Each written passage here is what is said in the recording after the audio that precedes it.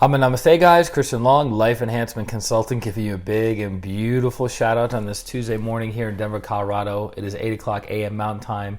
We're jumping on for our daily dose of growth.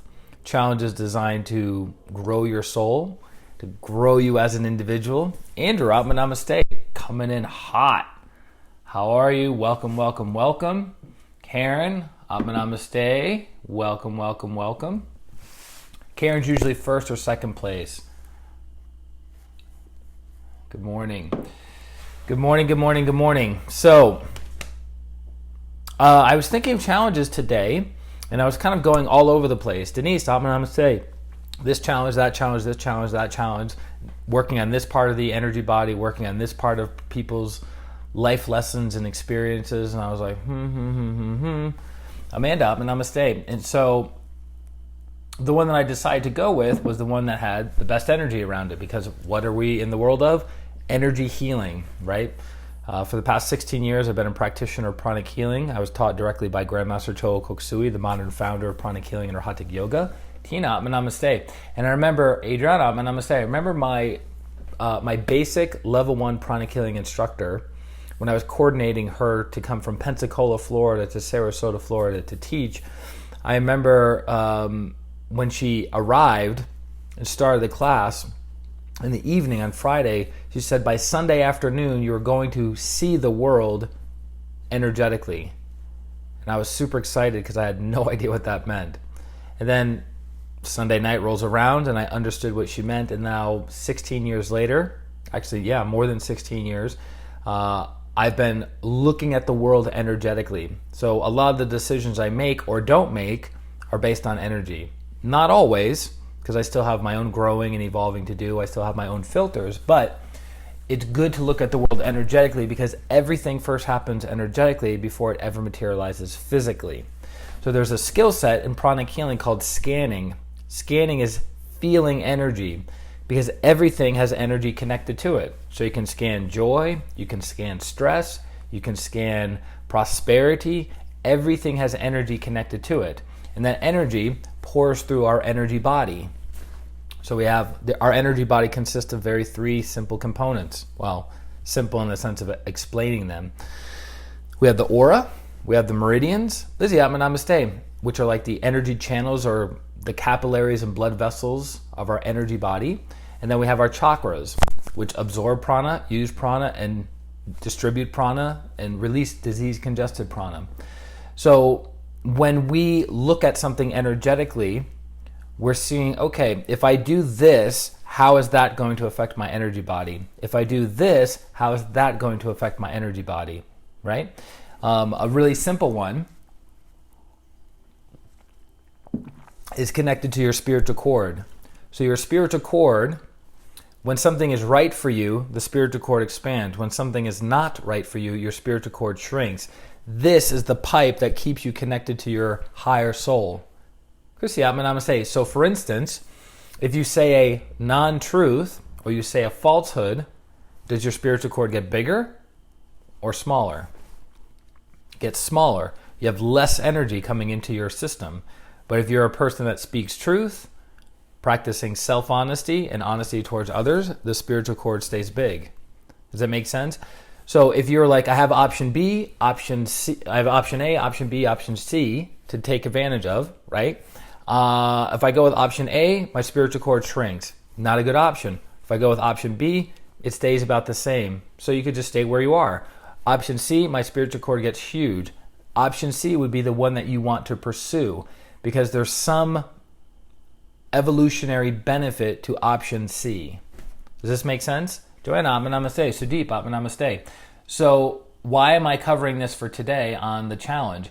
Because the challenges, I'm tapping into the energy of the challenge for the group, and I'm like, well, that looks like that would be a good option or a good challenge for the group, but as I sense the energy of it, not so much.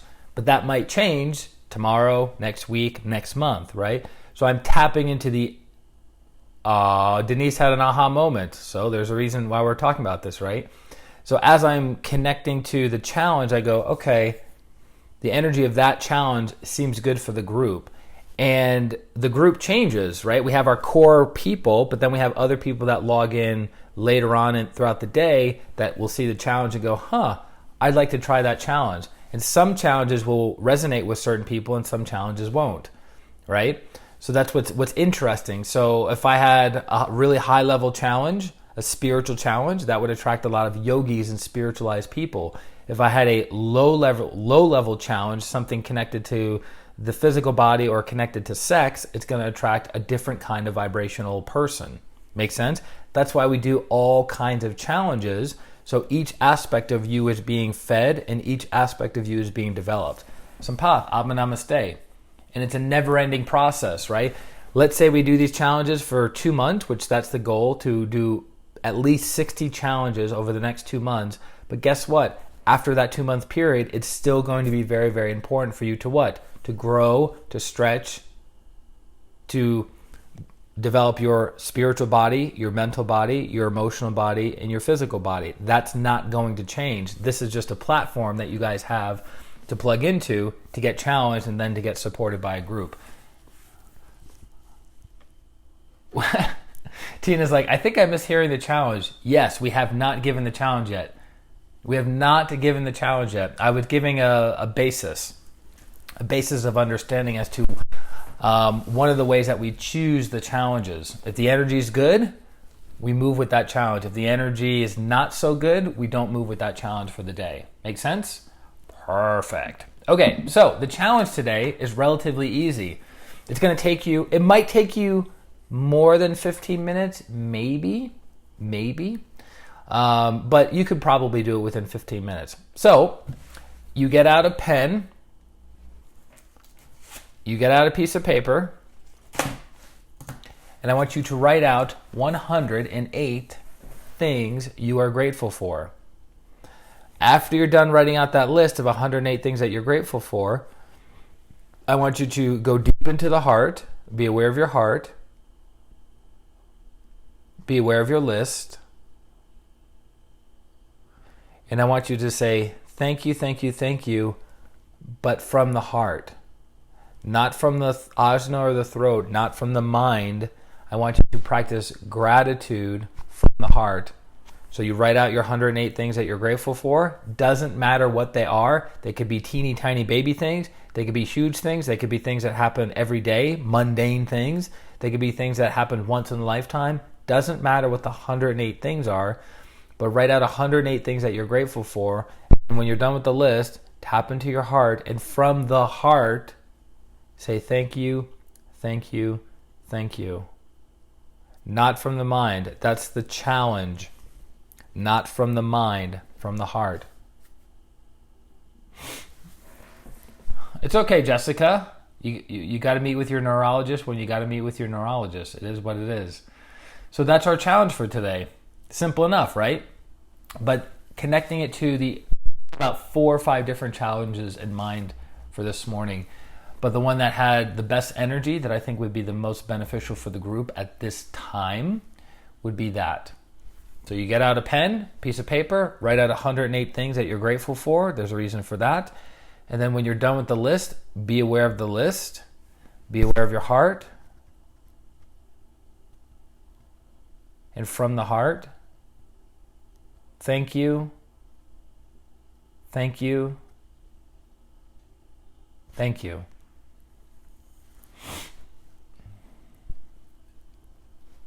So you guys are already grateful for the challenge, right? There's so much that can be talked about gratitude. I remember years and years ago, I thought gratitude was just like, is it raining out? It's a cloudy day in Denver.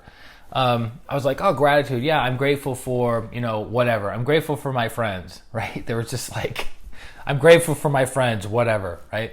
So there wasn't a lot of sincerity behind it. And after doing several 21-day challenges with one of the masters in pranic healing, I got a much, much, much, much better understanding and appreciation for gratitude and the different levels of gratitude and the different perspectives of gratitude that I would have never been able to imagine before.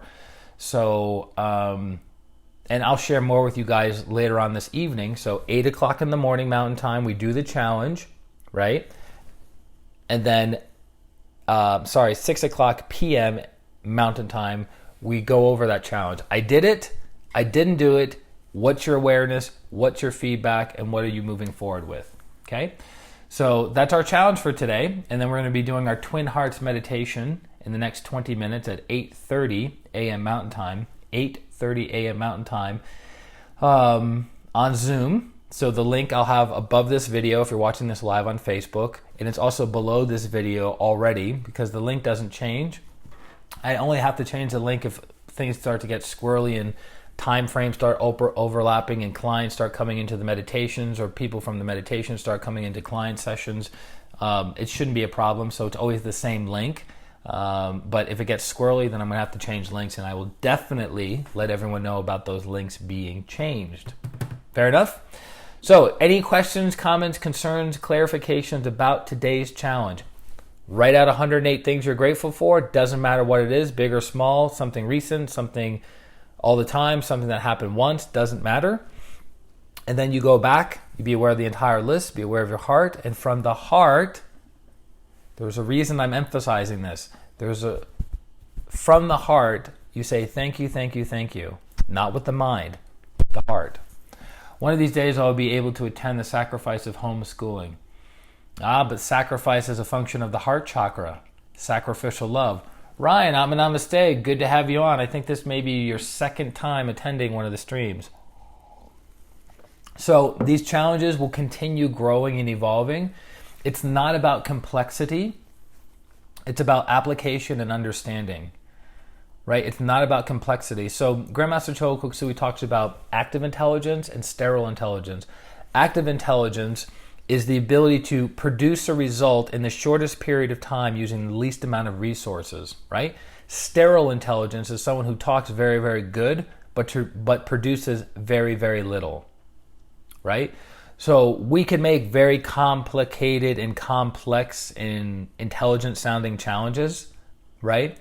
But that doesn't mean it's going to be beneficial to improve the quality of your life and move your life forward, right? Because not only do you have to experiment with the challenge, but you have to understand the challenge. So the more complicated the challenge is, the more difficult it is for you to understand it, and that takes more time, and that's kind of defeating the purpose. And Adriana cannot make the Twin Hearts today because she's working, and she only got an hour and a half of sleep. But as a plug for pranic healing, Twin Hearts, and energy, even on an hour and a half of sleep, she did her practice early in the morning or in the afternoon.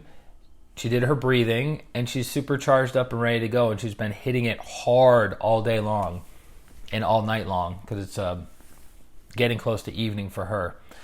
Pretty cool, right? So the power of Twin Hearts, the power of energy, the power of pranic healing methodologies, the power of Grandmaster Chogo Koksui's teachings, it works.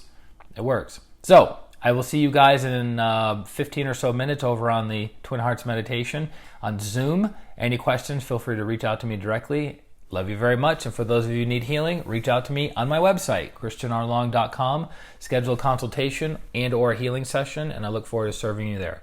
This is Christian Long, Life Enhancement Consultant, wishing you a beautiful day, a beautiful week, and a beautiful life. Atma, namaste. Bye-bye.